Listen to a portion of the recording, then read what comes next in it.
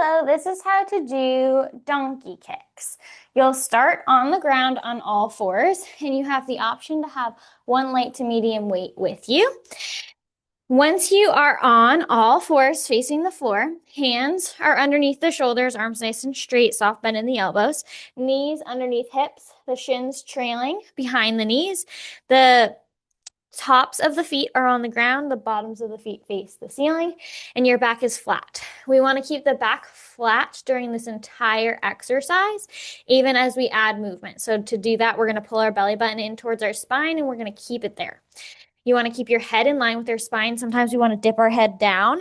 Keep that head in line with the spine. Think of the neck as an extension of the spine.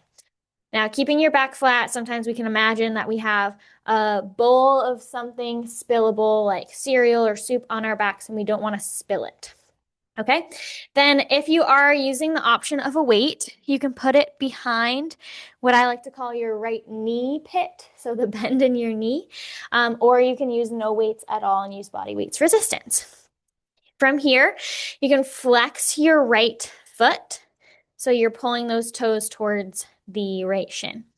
Now, maintaining this shape in the stable position that we've created, you're going to lift your right knee and point it back behind you as you're stamping that right heel to the ceiling.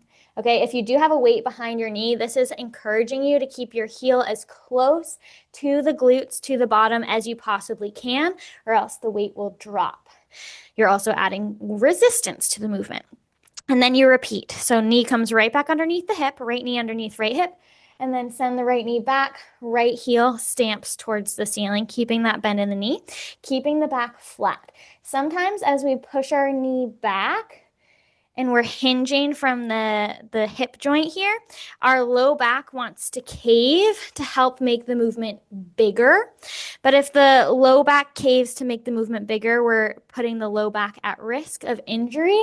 And then some of that work is coming out of the glutes and hamstrings.